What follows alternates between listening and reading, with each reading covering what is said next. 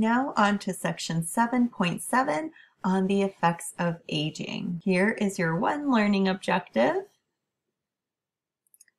And we need to discuss that there are two ways aging affects bone. First is that we have a decrease in tensile strength of bone.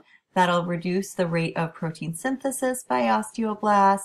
A relative amount of inorganic material is going to increase, and our bones will become brittle and susceptible to fracture. And bone loss of calcium and other minerals will take place.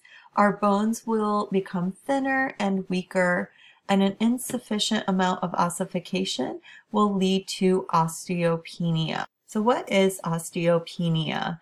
This is going to occur slightly in all people with age, and it'll begin in people who are aged 35, well, between the ages of 35 and 40 years old, which is going to be me pretty soon. So I need to make sure to keep up my exercises to maintain my bone density.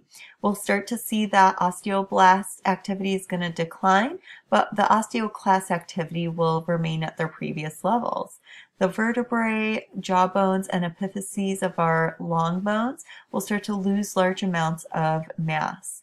And women lose more of their skeletal mass every decade than compared to men.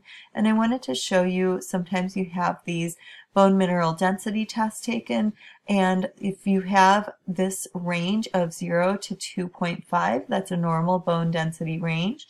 If you are at -1, that's osteopenia or low bone density, and then beyond that at -2.5 or more, you have osteoporosis or severe bone loss.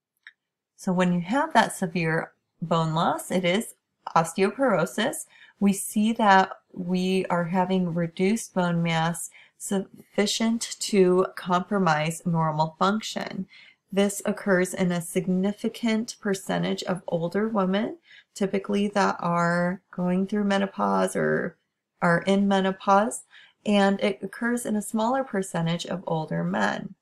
We see that the reduced hormones happen with age that would cause vitamin D, the growth hormone, estrogen, and testosterone levels to decrease, and altogether these contribute to the reduction in bone mass. Here is a clinical viewpoint on osteoporosis. We know that it results in a decrease of bone mass and will cause that weakening of bone to be prone to fractures. It is linked to age. I mentioned it is typically going to take place at the onset of menopause. Also, if smoking is in the history, it will increase your chances of osteoporosis, and if you are Caucasian in race. And postmenopausal women are the most at risk, of course, and increased incidences of fractures would especially take place in the wrist, hip, or vertebral column. And the best treatment is prevention with diet and physical activity in young adults.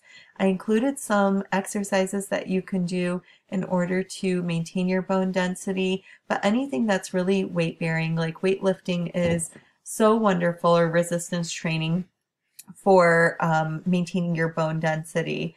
And medical treatments are going to involve slowing the rate of bone loss and attempting to stimulate new bone growth.